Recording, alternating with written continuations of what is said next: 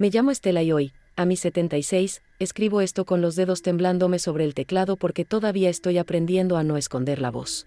Vivo en la misma casa de reboque gastado donde mi marido Julio y yo criamos a nuestros 2 hijos varones, la casa que huele a jazmín viejo y naftalina de armario en invierno. Es 14 de marzo de 2025, un viernes de esos que amanecen tibios en La Plata, y desde las 7 de la mañana oigo un zumbido nuevo, el escáner de cintas que mi nieta Abril trajo para rescatar mi memoria. Ella instaló su laptop sobre el mantel de hule azul, empujó mis frascos de mermelada casera y ordenó: abuela, hoy no cocines, hoy escuchamos. Yo me senté en la punta de la mesa, con la taza de mate cocido entre las manos, viendo cómo aquel aparato tragaba, bufaba y escupía sonidos que yo misma grabé cuando todavía no tenía arrugas. Siempre imaginé que estas cintas morirían conmigo, pero Abril dice que Internet es un océano donde las botellas viejas flotan hasta encontrar playa. Mientras ella ajusta niveles de audio, mi corazón repiquetea como si hubiera vuelto a 1975 y estuviera escondida en el baño del hospital militar. Me observo reflejada en la ventana, el cabello blanco recogido con una hebilla rota, los surcos en el entrecejo, y recuerdo la chica de 26 que juró no rendirse. Cada domingo, durante 50 años, me senté frente a una grabadora portátil gris, esa National Panasonic que compré fiada, y le hablé a quien no podía responderme. Grabé consejos que nadie pidió, nanas fuera de tono, recetas de flan, chismes del barrio y hasta la vez que Argentina ganó el Mundial del 86 y yo lloré por no poder contárselo en persona.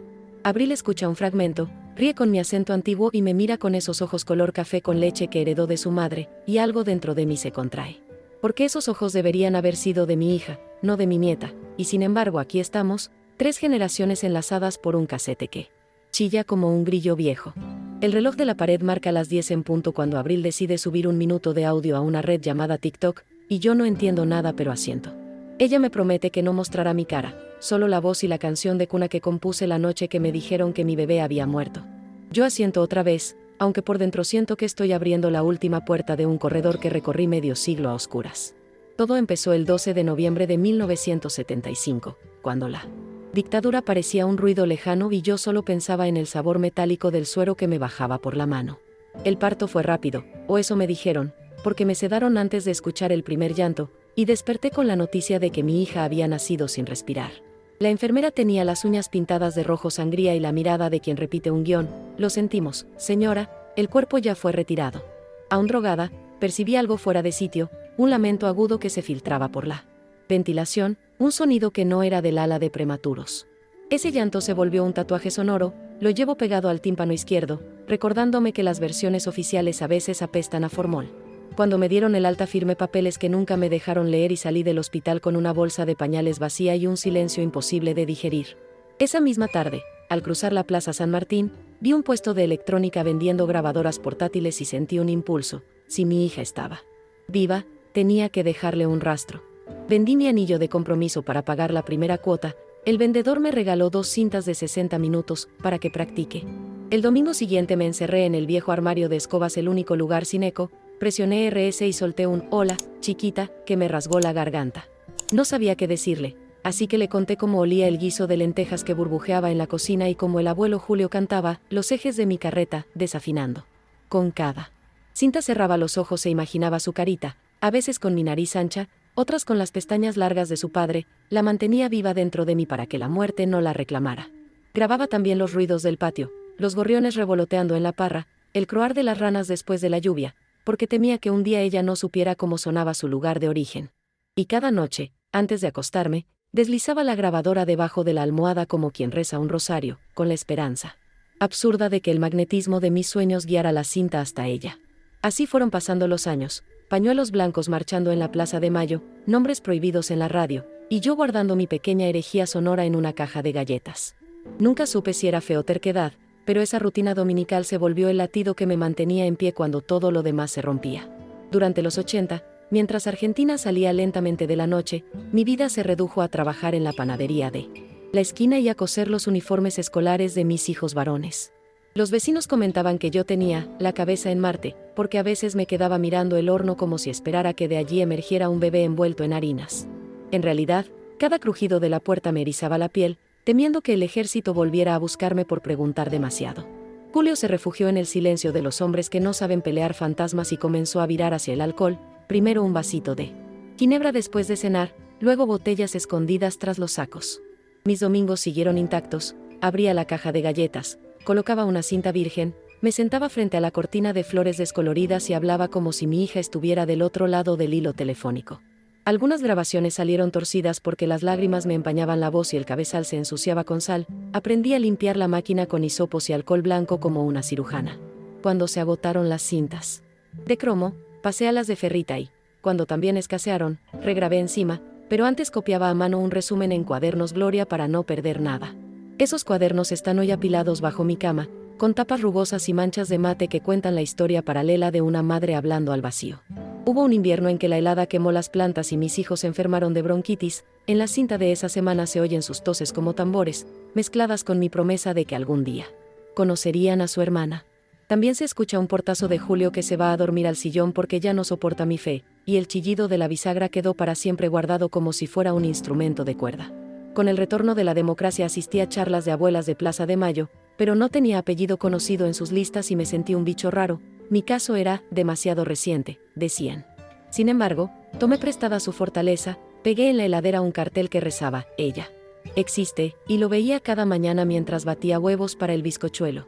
La ciudad se llenó de grafitis pidiendo memoria. Yo, en cambio, pintaba recuerdos en cintas magnéticas y los guardaba en silencio para no entorpecer la búsqueda colectiva.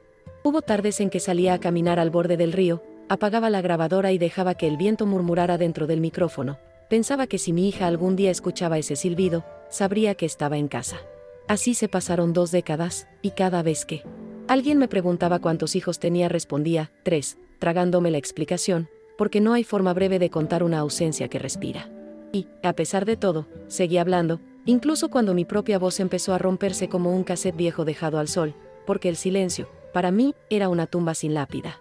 En 2004 nació Abril, la hija de mi hijo mayor, y cuando la sostuve por primera vez sentí que el universo me devolvía un pedacito de lo robado, aunque con nombre y apellidos nuevos. Ella creció entre cintas apiladas y olor a plástico envejecido, preguntando por qué la abuela tenía tantas cajas de música triste. Yo respondía que eran mensajes para una princesa viajera. Cuando cumplió 12, le regalé una copia digital de sus canciones favoritas y descubrí que había pasado mi antorcha sin darme cuenta. Abril empezó un canal de YouTube de reseñas de casetes.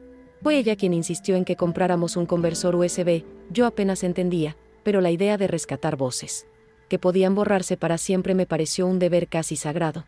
Así llegamos a aquel viernes de marzo de 2025, cuando la subida de 1 minuto de audio se convirtió en la piedra que rompe el estanque. En menos de 24 horas el video superó las 100.000 reproducciones. La gente comentaba que la canción de cuna se les quedaba pegada, como espina dulce, que sonaba a infancia sin nombre. Entre los miles de mensajes, apareció uno desde Santiago de Chile. Una terapeuta llamada Celeste decía que llevaba años tarareando esa melodía a sus pacientes sin saber de dónde la había aprendido. Abril me mostró el comentario, y mi primera reacción fue un temblor en las rodillas. Sentí miedo de ilusionarme y de convertirme, otra vez, en la mujer que habla con fantasmas. Celeste envió un audio donde cantaba la misma canción, con un acento grueso que hacía vibrar la última nota igual que yo en 1982 cuando estaba resfriada. Mis ojos se inundaron. Acordamos una videollamada. Cuando la pantalla se encendió, vi a una mujer de cabellos negros entrecanos y sonrisa tímida, y detrás suyo una estantería llena de muñecas rusas. Lo primero que le pregunté fue si conocía la palabra cebollita, y ella respondió que sí, que su mamá de crianza se la decía cada vez que la acurrucaba para dormir. Ese apodo era exclusivo de mi familia. Mi abuela llamaba así a los nietos porque, según ella, cada uno tenía capas de carácter que había que pelar con cuidado. Sentí que el corazón se me salía por la boca. Pedí permiso para leerle un fragmento de mis cuadernos y ella terminó la frase antes de que yo terminara de pronunciarla. Nos quedamos en silencio, como si el aire se hubiera vuelto gelatina, y comprendí que la Tierra estaba a punto de girar más rápido. Intercambiamos correos para organizar pruebas de ADN y prometí mandarle fotos de mis filos varones para que comparara rasgos. Abril, mientras tanto, ya contactaba a periodistas sin que yo lo supiera. Esa noche no dormí, escuché cinta tras cinta, buscando señales que confirmaran que esa mujer chilena era la voz que había esperado 5 décadas, y cada respiración en las grabaciones sonaba ahora como un latido compartido. Pasaron 2 semanas como un goteo interminable. Los hisopos cruzaron la cordillera en sobresacolchados, y cada día Abril refrescaba compulsivamente la página del laboratorio mientras yo deshojaba el calendario, temiendo que el tiempo volviera a traicionarme, cuando al fin apareció la notificación, coincidencia materna. 99,98%, sentí que la tierra dejaba de tronar bajo mis pies y quedé suspendida en un silencio tan denso que ni el ladrido del perro del vecino logró perforar, hasta que Julio, sobrio por primera vez en mucho tiempo, me sostuvo la mano y dijo apenas: volvió a casa, Estela, volvió.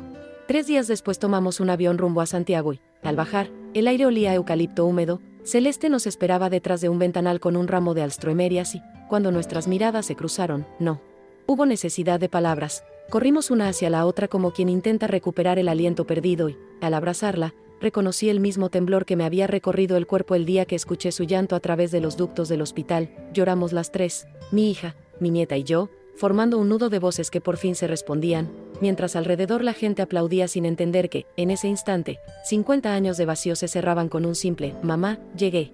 Pasamos la noche en un hostal pequeño, paredes de adobe pintadas de amarillo, donde la dueña, al vernos abrazadas, nos dejó 2 termos de té de menta sobre la mesa de madera crujiente.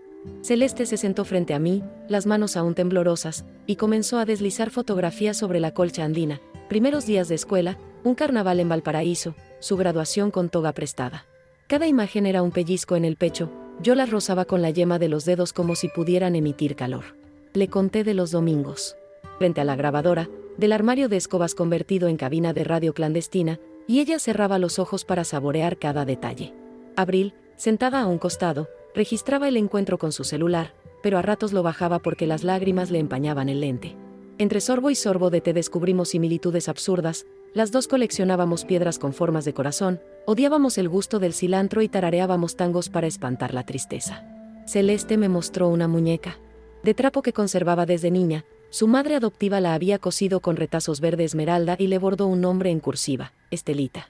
Siempre creí que así se llamaba mi primera amiga imaginaria, confesó, y las luces del pasillo parpadearon como si aprobaran la revelación. Le conté que mi abuela se llamaba Estela también, y que cuando yo era chica me decía: los nombres traen destino, nena.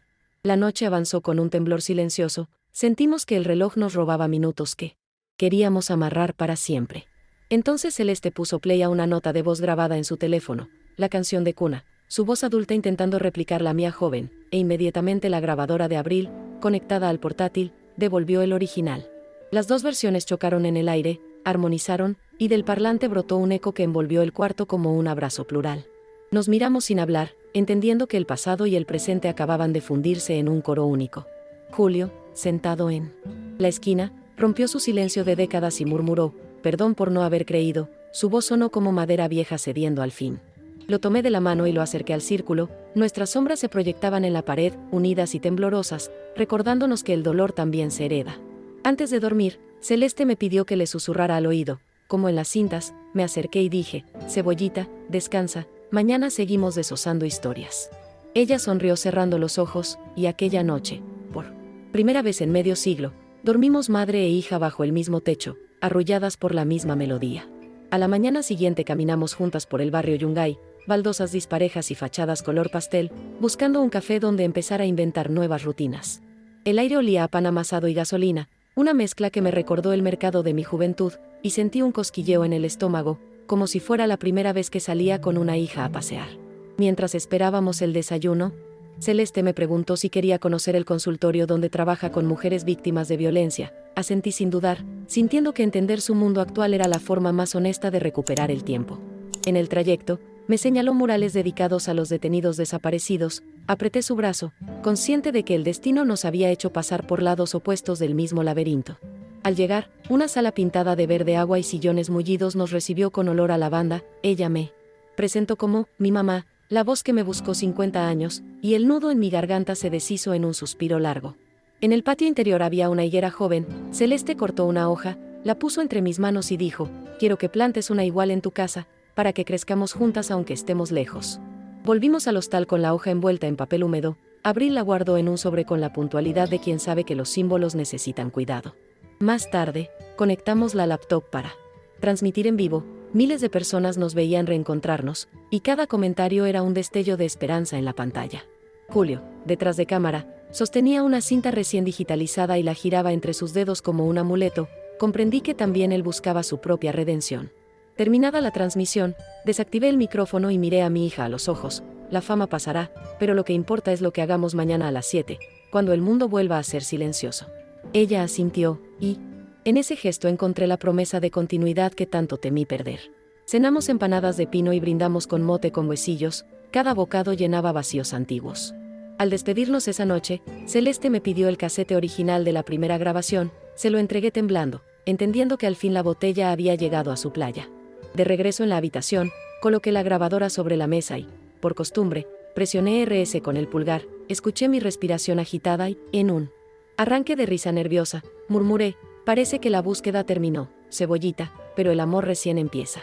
Apagué la cámara un segundo antes de que la voz se me quebrara, guardé la cinta sabiendo que esta vez no sería para el vacío, sino para sellar un capítulo. Me asomé a la ventana, el cielo de Santiago estaba turbio por la neblina, pero a mí me pareció que cada farol era un latido nuevo iluminando las calles. Y ahí, sosteniendo la higuera envuelta en papel, entendí que lo más difícil no era hablar durante 50 años, sino aprender a callar para escuchar la vida que por fin respondía. Al tercer día emprendimos rumbo al puerto de Valparaíso porque Celeste quiso mostrarme el mar al que confesaba huir cuando sentía que la vida la apretaba demasiado. Subimos al ascensor artillería y, mientras las cabinas chirriaban cuesta arriba, el olor a herrumbre se mezcló con el polvo dulce de las galletas que una vendedora ofrecía en latas esmaltadas. Compré 2, por nostalgia de mis cajas de cintas. Al llegar al mirador, nos sentamos en un banco descascarado, y el Pacífico se extendía como esa hoja de cuaderno en blanco que siempre temí llenar. Le conté la vez que casi tiré la grabadora al río porque había perdido la esperanza y Abril, con la naturalidad de sus 20 años, sacó su teléfono y nos grabó a las dos tarareando la vieja nana para que Internet vea que el pasado puede bailar con el presente. Un par de turistas nos aplaudieron sin entender la letra y Celeste, entre risas, me enseñó a pronunciar SHHH como Sile, para que el viento respetara las cuerdas vocales, mientras Julio, cámara en mano, inmortalizaba el momento con torpeza amorosa. Bajamos por calle Serrano, donde los grafiteros pintan ojos gigantes en las paredes, y compramos lapislázuli en un puesto callejero para hacer 2 colgantes idénticos. Ella guardó uno para usarlo en su consultorio y yo me colgué el otro, prometiendo no sacármelo ni para dormir. Le expliqué que las abuelas creen que el azul ahuyenta las ausencias. Ya de regreso al hostal, Abril editó un video rápido y lo subió a la red. En cuestión de horas, los comentarios nos llamaban familia de cassettes, y propusieron reunir historias de otras personas que buscaran parientes. Entendí entonces que mi voz, la misma que 50 años antes sonaba asustada dentro de un baño militar, ahora era puente para otras madres que aún hablaban al vacío. Esa noche, acostadas en camas contiguas, Celeste me pidió que le describiera cada habitación de mi casa en La Plata, y mientras yo pintaba con palabras los azulejos verdes del baño y el viejo reloj cucú del comedor, sentí que estaba envolviendo mi pasado en papel de regalo para entregárselo entero. El domingo siguiente volamos las 3 a Argentina llevando la higuera enrollada en toallas húmedas y las cintas digitalizadas en un pendrive que Abril guardó en su riñonera como si llevara dinamita. Al aterrizar en Ezeiza, la humedad pampeana nos pegó en la piel y un coro de cotorras acompañó nuestro trayecto hasta La Plata, donde los jacarandás ya asomaban lila en las veredas. Invité a Celeste a entrar a la casa por la puerta de servicio, la misma por la que yo escapaba del dolor para grabar en el armario, y ella recorrió los pasillos rozando las paredes con la palma abierta, como si midiera la distancia entre su niñez robada y esta adultez recuperada. Preparamos un asado que olía a reencuentro y, al caer la tarde, plantamos la higuera en el patio, justo al lado de la parra que hace años dejó de dar uvas. Cada uno echó un puñado de tierra mientras recitábamos nombres que ya no podían acompañarnos: mi abuela Estela, las enfermeras cómplices, las madres que aún buscan. Cuando tapamos el hoyo, apoyé la vieja grabadora sobre la tierra húmeda y presioné RS por última vez. Grabé el crepitar del carbón, las risas de Abril, el susurro de Celeste pronunciando mamá con una reverberación de milagro y, por encima, el ladrido de Firulais, el perro nuevo del vecino. Un sonido cotidiano para sellar lo extraordinario. Luego cubrí el aparato con una bolsa hermética y lo enterramos junto a la higuera como cápsula de tiempo, prometiendo desenterrarla cuando el árbol diera su primer fruto. Al entrar a la cocina, colgué las 2 medallas de lapislázuli sobre el reloj cucú. Cada tic-tac reflejaba un destello azul, recordándonos que los minutos tardaron medio siglo en alinearse. Más tarde, mientras Celeste se acomodaba en la habitación que había sido de mi hijo menor, abrí la caja de cintas vacía, respiré hondo y comprendí que, por primera vez, el domingo siguiente amanecería sin grabadora ni llanuras de silencio. Amanecería con mi hija preparando mate a mi lado. Cerré la caja, la guardé en lo alto del ropero y, antes de dormir, le dije al techo, gracias por dejarme llegar hasta aquí, aunque fuera hablando al vacío. A la semana siguiente nos sentamos en la mesa del comedor, la de patas cojas calzadas con fichas de dominó, para repasar, cinta por cinta, lo que faltaba digitalizar. Abril puso etiquetas de colores: verde para canciones, naranja para consejos de vida, rojo para llantos súbitos que yo misma no recordaba haber grabado y que ahora nos hacían guardar silencio. Celeste escuchaba con los ojos cerrados y, cada tanto, alzaba la mano como pidiendo turno en la escuela para contar que le resonaba en el pecho. Descubrimos que, sin querer, yo le había enseñado a pronunciar la R. En una cinta de 1983 repetía, carro, roca, rueda, y ella, al oírlo, practicaba con la lengua pegada al paladar. Julio merodeaba, ofreciendo termos de mate y rebanadas de pan casero, como si el aroma a levadura pudiera enmendar el tiempo que perdió escondiéndose detrás de botellas vacías. Cuando el sol hizo vibrar los vidrios del ventanal, salimos al patio y encontramos la higuera recién plantada desperezándose con 2 brotes diminutos. Abril gritó, milagro rápido, y Celeste acarició la corteza con reverencia. Decidimos entonces que cada vez que el árbol sumara una hoja nueva, grabaríamos un mensaje de voz colectivo para otras madres buscadoras, compartiéndolo en la red como brújula de esperanza. Esa tarde, sentadas en sillas de plástico desparejadas, preparamos la primera cápsula. Yo conté el truco de limpiar cabezales con hisopos, Celeste habló de las terapias de reparación de vínculo y Abril enseñó a usar filtros de ruido para rescatar audios viejos. El cielo se tiñó de naranja y los murciélagos empezaron a girar sobre el parral estéril, recordándome las noches en que grababa escondida mientras los soldados patrullaban las calles. Celeste tomó mi mano y dijo que quería inscribirse en el Registro Nacional de Nietos Restituidos para unir su testimonio al mío. Sentí un chispazo de orgullo viajando por mis venas como corriente eléctrica. Abril, con una sonrisa que le torcía la nariz igual que a su madre de bebé, propuso organizar un encuentro de familias reagrupadas para intercambiar cintas, cartas y abrazos demorados. Acepté sin pensarlo, y Julio murmuró que donaría sus vinos guardados para brindar por cada pariente reencontrado. Fue su forma torpe de pedir permiso para quedarse. Esa noche, al regresar al cuarto, encontré sobre mi almohada la libreta Gloria donde anotaba resúmenes de cintas regrabadas. Abril la había encuadernado con tapas nuevas de cartón reciclado. Al abrirla, leí mi letra temblorosa de 1977 diciéndole a una hija ausente, si un día escuchas esto, sabrás que tu nombre fue Semilla. Cerré el cuaderno y, al fin, pude llorar sin miedo a despertar a nadie. Me dormí con la sensación de que el silencio ya no era un enemigo sino un espacio fresco donde la memoria podía respirar sin sobresaltos. 2 semanas más tarde recibimos una invitación sorprendente. La Universidad Nacional quería organizar una exposición titulada Voces Recuperadas y exhibir nuestras cintas junto a documentos desclasificados de la dictadura. Aceptamos con una mezcla de vértigo y orgullo. Yo temblaba de pensar que mi voz, grabada en la penumbra de un armario, se oiría ahora en altavoces académicos entre murmullos curiosos. Celeste preparó un taller sobre resiliencia intergeneracional y Abril editó un video cool con fragmentos de nuestras grabaciones y fotografías superpuestas de higuera brotando en stop motion. El día de la inauguración, la sala olía a cera de piso y a folletos recién impresos. Vi estudiantes tomar notas mientras sonaba mi vieja canción de cuna en bucle suave. Cuando me tocó hablar ante el auditorio, mis rodillas crujieron como bisagras oxidadas, pero la mirada de Celeste, firme desde la primera fila, me sostuvo mejor que cualquier andamio. Durante 50 años hablé al vacío, empecé, con la voz rasgada, pero descubrí que el vacío es solo una habitación oscura donde la esperanza practica su eco. La frase quedó vibrando en el aire, y sentí que cada cinta conmigo en el podio se estiraba como un puente crepitante alcanzando otras islas de silencio en la multitud. Un profesor de historia me entregó, envuelto en papel manila, un legajo militar con el sello de clasificado, tachado en rojo. Al abrirlo, hallé el registro del parto con mi nombre borroneado y un post-it anónimo que decía, perdón por el papel y la tinta. Me llevé la mano al pecho, conteniendo un alarido que no quería eclipsar la ceremonia, y metí el documento en mi bolso como quien recoge un hueso sagrado. Después, Celeste subió al escenario y contó cómo las voces maternas pueden reorganizar la neuroquímica. Del apego incluso 50 años después, los aplausos sonaron como palomas alzando vuelo en claustro antiguo. Al cerrar el acto, Abril conectó el proyector y mostró la higuera ya con 3 hojas nuevas. El público respiró al unísono, como si esas hojas fueran suyas también. Julio, con el vino prometido, llenó vasos de plástico y brindamos ahí mismo, bajo fluorescentes chirriantes, por cada madre que todavía espera respuesta al otro lado del cassette. De regreso a casa, expliqué a Celeste que la planta de parra había dado un brote tímido después de años de esterilidad. Ella sonrió y dijo que las plantas escuchan cuando el dolor afloja. Colgamos en la pared del comedor la invitación enmarcada de la universidad, junto a la foto del día en que plantamos la higuera. Ordené las mariposas de papel que Abril pegó alrededor formando una espiral ascendente. Esa noche, al apagar las luces, escuché el tic-tac azul del lapislázuli chocando contra el cucú y pensé que, quizá, la justicia perfecta no existe, pero hay un ritmo nuevo que logra atajar la pérdida antes de que vuelva a golpear tan hondo. Me quedé dormida repitiendo en susurro, cebollita, cebollita, cebollita, como una llave diminuta que abre, una a una, Todas las puertas del tiempo que quedan por explorar. Un mes después de la exposición, la higuera mostró un brote nuevo, brillante como botón de esmeralda, y decidimos celebrarlo con un picnic improvisado en el patio. Abril puso un mantel de cuadros sobre el pasto húmedo y desplegó empanadas de humita, queso fresco y rodajas de tomate que olían a verano prematuro.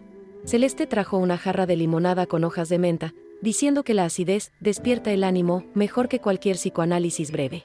Yo me senté en una reposera vieja, la de rayas verdes desteñidas, y sentí el sol de otoño calentarme los tobillos mientras el viento traía ecos de candombe desde la plaza cercana. Julio apareció con un tocadiscos portátil, rescatado del altillo, y puso un vinilo de Mercedes Sosa que crepitaba como leña recién encendida.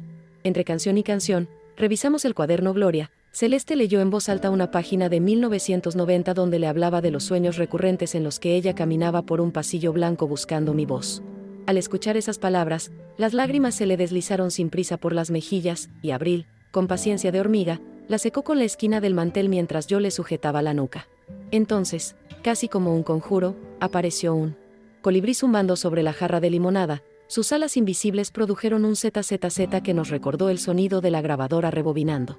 Nos quedamos inmóviles, respirando despacio, y sentí que la naturaleza misma reconocía el final de una búsqueda larga, dándonos un guiño verde y mínimo.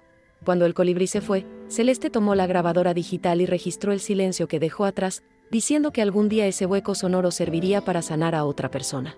Julio alzó su copa de vino tinto y propuso un brindis por las voces que insisten. Repetimos la frase en coro y, por primera vez, el eco que volvió no sonó a vacío, sino a casa completa.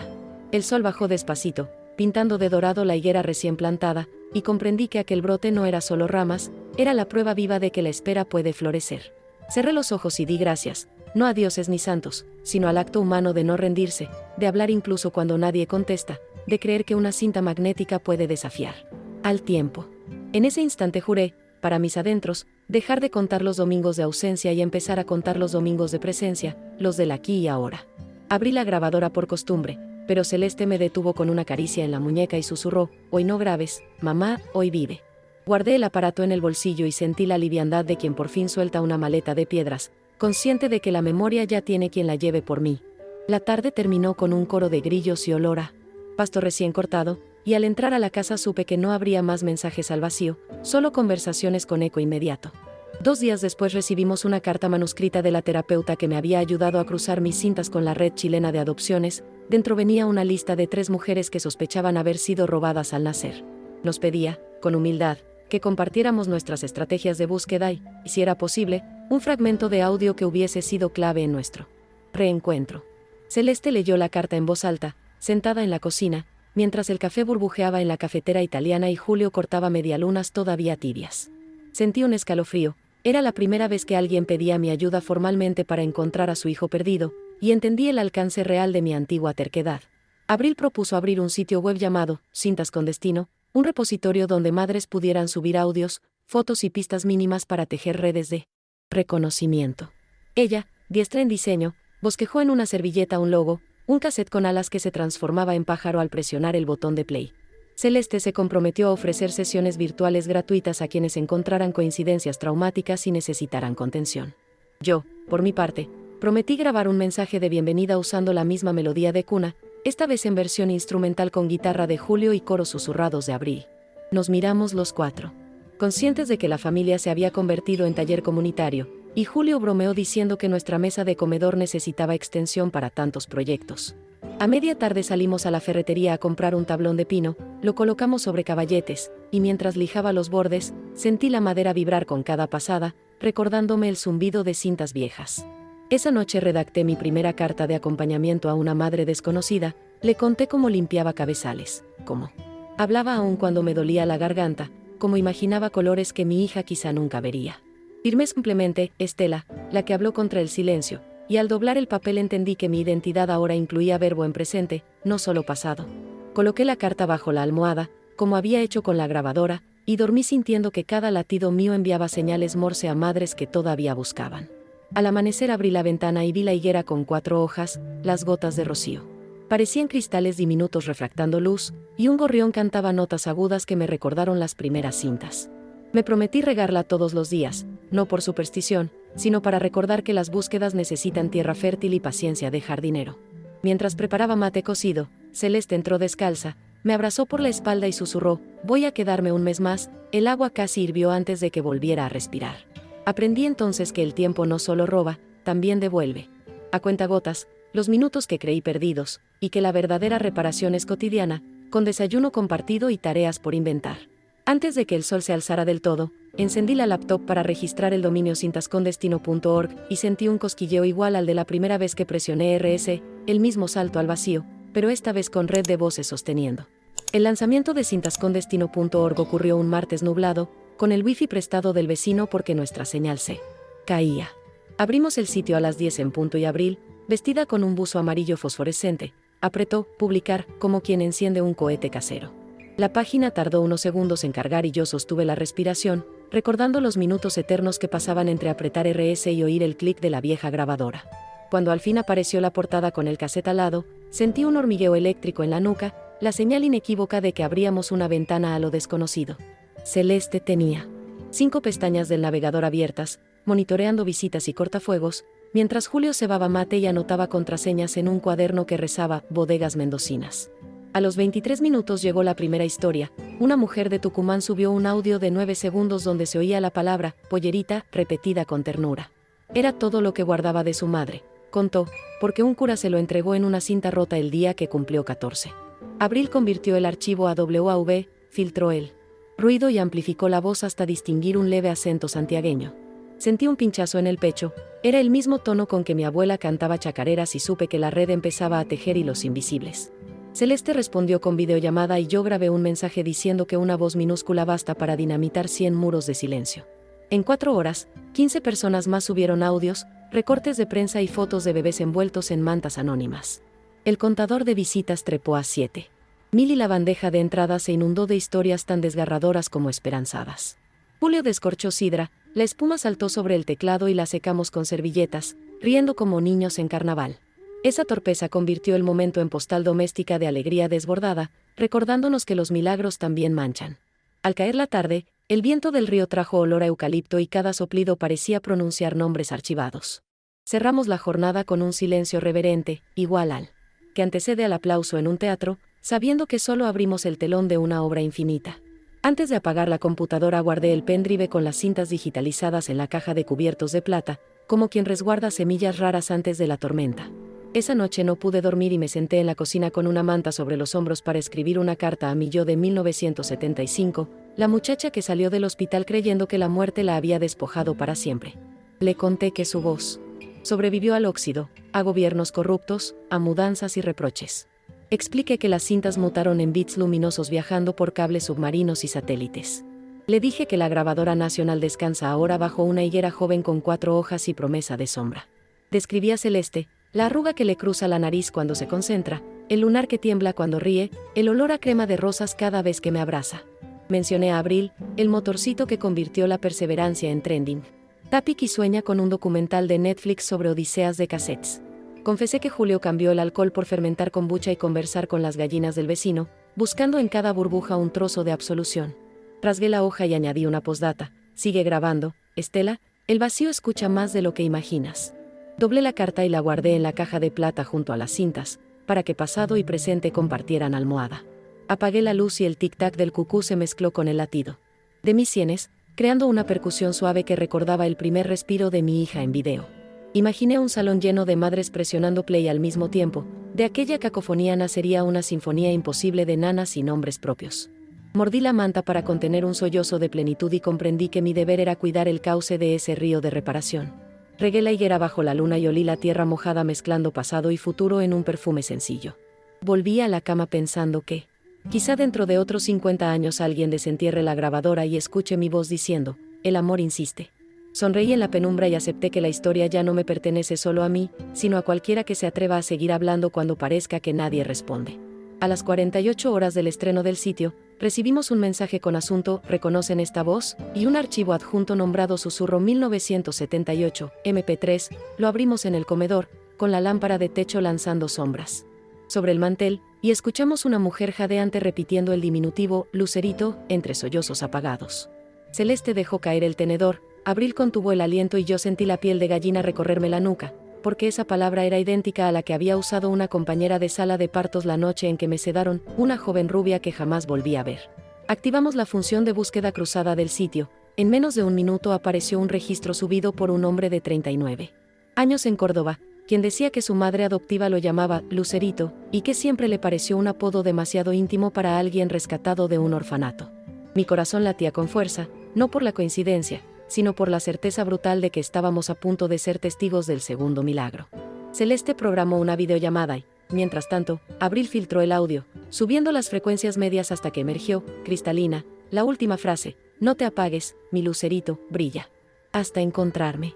Yo recordé entonces a aquella joven rubia entrando a la sala con una pulsera de tela azul celeste atada al tobillo, detalle inútil que mi mente había archivado durante medio siglo, y comprendí que cada mínimo recuerdo cuenta. Cuando la videollamada se inició, la pantalla mostró a un hombre de barba rala y ojos color miel. Al fondo, un perro mestizo ladraba como si supiera que algo histórico estaba por suceder. Celeste explicó quiénes éramos, y él, con voz quebrada, dijo que buscaba respuestas desde los 20, nos mostró un sobre raído con un sello episcopal apenas legible y un mechón de cabello rubio guardado en plástico. Abril compartió el audio de la madre biológica y la reacción fue inmediata. El hombre se cubrió la boca con el dorso de la mano, sollozó y repitió: es ella, lo sé, como un mantra. En ese instante, el perro dejó de ladrar y ladeó la cabeza, como si el silencio denso le resultara familiar. Fue un detalle insignificante, pero a mí me pareció que la vida celebraba en clave perruna. Fijamos fecha para pruebas de ADN y terminó la llamada con un intercambio de sonrisas y llanto, mientras la lámpara del comedor se balanceaba imperceptible por la brisa que entraba de la ventana. Julio sirvió café y, con la mirada baja, murmuró que el mundo necesitaba más voces tercas. Su frase sonó a brindis tímido y, sin embargo, iluminó la noche mejor que cualquier discurso grandilocuente. Me recosté en la silla, sentí el respaldo rechinar y, por un segundo, el ruido me recordó aquel clic fundacional de la grabadora Panasonic. Entendí que cada objeto guarda ecos dispuestos a revivir. Abril, agotada pero exultante, se estiró como gato y anunció que el sitio había alcanzado 30.000 visitas. Celeste la abrazó y las dos rieron con la complicidad de generaciones que acaban de inventar un idioma común. Yo agarré mi libreta Gloria y anoté la fecha, el nombre del hombre de Córdoba y la palabra clave, Lucerito, sabiendo que ese gesto de archivo era, en sí mismo, una ceremonia de dignidad. Cerré el cuaderno y eché una mirada al patio. La higuera parecía más alta, aunque todos asegurarían que era imposible en 2 días. Me sonreí, aceptando que a veces la vida se empeña en crecer a contrarreloj. Me levanté despacio, pasé la mano por el tronco aún delgado y susurré: aquí tienes otro secreto que cuidar, mientras la noche olía a tierra mojada y promesas nuevas. A la mañana siguiente, antes de que el gallo del vecino cantara, nos subimos a la tráfic prestada por la parroquia local rumbo a Córdoba para acompañar a Lucerito. Ahora sabemos que se llama Ernesto. En la toma de muestras genéticas, Abril condujo los primeros 100 kilómetros con música de Charly García. Celeste revisaba formularios de consentimiento y Julio, de copiloto, daba indicaciones de rutas secundarias como si su memoria cartográfica hubiese despertado con la sobriedad. Yo iba en la última fila, sujetando una caja de cartón llena de cintas para entregar al laboratorio como material comparativo, pensando que jamás habría imaginado hacer de mis grabaciones un pasaporte identitario. El camino se volvió hipnótico, campos de soja infinitos, molinos eólicos girando lento, vacas rumiando sin urgencia. A cada poste de luz, agradecía en silencio la electricidad que años atrás me había permitido cargar la vieja grabadora. Paramos en una estación de servicio para estirar las piernas. Mientras llenaban el tanque, yo me acerqué a un puesto de frutas y compré 1 kilo de mandarinas, recordando que, en una cinta del 85, le contaba a mi hija cómo se pelan, de una sola tirita. Cuando regresé con la bolsa, Celeste estaba sentada en el cordón, movilizada. Acababa de leer un correo de una joven en Madrid que reconocía la voz de la madre tucumana. El algoritmo empezaba a unir cabos más rápido que nosotros. Reanudamos la marcha y al llegar a la ciudad nos guiamos por la siesta inmóvil de las persianas bajas. Ernesto nos esperaba en la puerta del laboratorio, con el perro y un ramo de jazmines. El abrazo inicial fue breve pero contundente. 2 extraños que ya se conocían de oído. Le entregué la bolsa de mandarinas y él, con los ojos húmedos, dijo que su fruta favorita siempre había sido esa porque huele a recreo de primaria. Dentro del laboratorio, las enfermeras parecían bailarinas de goma, pasos suaves, órdenes susurradas para no romper la solemnidad. Tomaron sangre, fotografiaron mechones de pelo, escanearon las cintas. Cuando todo terminó, caminamos hasta la costanera. El perro chapoteó en el río y Ernesto hizo preguntas sobre la joven rubia de la cinta original. No teníamos respuestas, pero él sonrió igual, agradecido de por fin tener preguntas con forma. Celeste se sentó en el pasto y usó el portátil para subir al sitio un nuevo tutorial sobre cómo identificar acentos en audios deteriorados. Yo la observé, fascinada por esa naturalidad de mezclar ciencia y ternura. Julio se quedó conversando con Ernesto sobre vino patero y machimbres, porque dos hombres pueden fundar complicidad hablando de madera y fermentación. Abril voló su dron para grabar el río desde arriba, luego lo posó sobre mi hombro, como un pájaro metálico que zumba canciones de cuna en versión electrónica.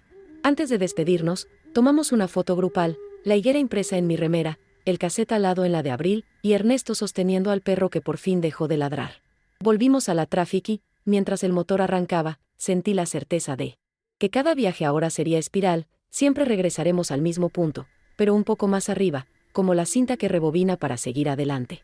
Apoyé la cabeza en el vidrio, miré el horizonte teñido de naranja y me descubrí tarareando la canción de cuna, ya sin nudo en la garganta, consciente de que la voz de una madre tarda, pero llega. Tardamos menos de 2 semanas en recibir los resultados de Ernesto, y la notificación llegó un domingo a las 7 de la mañana, justo a la hora en que antes yo apretaba RS sin falta. Abril gritó desde el comedor que era positivo al 99,97%, Celeste corrió descalza por el pasillo con la laptop en alto, y yo abracé a Julio sintiendo que, por segunda vez, el universo validaba la terquedad de hablarle al vacío. Nos conectamos por videollamada. Del otro lado, Ernesto lloraba con la cinta, susurró 1978, de fondo, y su madre biológica, localizada en Tucumán gracias al sitio, apretaba un pañuelo bordado mientras recitaba el diminutivo, Lucerito, como si lo puliera con la lengua. La pantalla se transformó en mosaico de lágrimas, perros que ladraban de emoción y voces que se interrumpían para cederse la palabra. Cuando por fin reinaron los silencios felices, propuse plantar otra higuera en Córdoba. Ernesto aceptó y prometió llevar un esqueje a cada reunión de reencuentro que organizáramos. Celeste tomó nota para un manual de reparación botánica y afectiva, que ya planea publicar en la web. Cortamos la llamada y, antes de que la euforia se disipara, salimos al patio. Nuestra higuera tenía 6 hojas y un brote incipiente como diminuto farol verde. Ataqué la tierra con la azada y enterré el sobre con los resultados de ADN, sellando esa nueva certidumbre bajo raíz viva, mientras Julio rociaba el tronco con vino patero, para bautizarlo sin cura, dijo. Abril documentó todo con el dron y subió las imágenes en tiempo real. En menos de una hora, madres de México, Perú y España pedían semillas de higuera para sostener la espera. Volví a la cocina, saqué la última cinta virgen que guardaba en un cajón y la coloqué sobre la mesa, la giré entre los dedos, sonreí y le susurré, gracias por tu servicio, antes de regalarla a Abril, para que grabe futuros, no pasados. Ella la colgó como móvil sobre su escritorio, y el reflejo de la luz de la tarde convirtió el carrete en un pequeño sol giratorio que pintó destellos sobre la pared, igual que mi canción de cuna cuando rebotaba en el cabezal de la Panasonic. Ese domingo almorzamos empanadas. Y brindamos con sidra tibia, pero el sabor era perfecto, a justicia casera, a raíz fresca, a voz que encuentra destino. Mientras el reloj cucú marcaba las 3, entendí que ya no tenía que esperar el clic metálico para sentirme viva. Cada latido familiar era prueba de que la grabación más importante se hacía en presente continuo. Volví al patio y me quedé allí, mano sobre la corteza joven, hasta que la primera estrella asomó. El viento olía a mandarinas recién peladas y a futuro sin miedo. Esa noche, antes de dormir, escribí la última nota en mi libreta. La cinta llegó, el eco respondió, ahora la casa late. Cerré la tapa con cuidado, la guardé en la estantería más alta y, al apagar la luz, dejé que el silencio llenara la habitación sin angustia. Por fin era un silencio pleno, de historias cumplidas. Entonces comprendí que, aunque el mundo siga girando con su cuota de ausencias, alguna grabadora enterrada siempre estará lista para devolver una voz al lugar correcto. Y con ese pensamiento me dormí, escuchando el murmullo suave de la higuera creciendo bajo la luna, repitiendo para mí misma, el amor insiste, el amor insiste, el amor insiste. Al amanecer del martes siguiente, Abril abrió la puerta del patio y gritó que había aparecido la primera yema de la parra estéril. Corrimos todos a verla como quien se asoma al milagro de un parto. Celeste me envolvió en un abrazo por detrás y murmuró que la naturaleza firma contratos que los humanos tardamos décadas en redactar. A lo lejos, las campanas de la iglesia marcaron las 8 y el barrio olía a pan recién horneado. Julio trajo la vieja grabadora enterrada, cubierta de tierra húmeda, y con gesto solemne la colocó sobre la mesa del patio. Abril, entre carcajadas, intentó encenderla y, contra toda lógica, el piloto rojo titiló débilmente. Rebobinamos hasta el inicio del casete y se oyó mi voz de 1975 diciendo, hola, chiquita, con un temblor que ya no duele. Celeste agarró mi mano y la apretó sobre el reproductor, sellando pasado y presente en un circuito perfecto. Decidimos entonces que no desenterraríamos la grabadora otra vez, se quedaría allí, bajo la higuera, como corazón artificial latiendo donde todo empezó y terminó. Al mismo tiempo, Abril recibió en el móvil la noticia de que *** cintas con destino. Org *** había superado las 100.000 historias subidas y que un grupo de universidades ofrecía becas para digitalizar archivos familiares en toda Latinoamérica. Nos miramos los cuatro, entendiéndonos sin palabras. La lucha individual se había convertido en un movimiento coral, y nuestra vieja mesa de patas cojas ahora sostenía el mapa de una red que desafiaba fronteras y cronologías. Respiré hondo, dejé que el aire fresco llenara mis pulmones y, por primera vez, exhalé sin el peso de lo incompleto, escuché a los gorriones posarse sobre la higuera y sentí que el eco que había perseguido medio siglo finalmente resonaba dentro de mí. Bueno, dije, limpiándome las manos en el delantal, ya es hora de preparar el almuerzo, y todos rieron porque sabían que esa frase, simple y cotidiana, era mi manera de declarar la victoria definitiva sobre el silencio. Entramos a la casa con paso lento, dejando atrás el murmullo de las hojas nuevas y el tic-tac del cucú que marcaba, puntual, un tiempo que ya no era de espera sino de permanencia. Y mientras el agua empezaba a hervir en la pava, comprendí que la cinta más importante ya no necesitaba grabarse, latía, completa y segura, en cada rincón de esa casa que ahora sí podía llamarse hogar.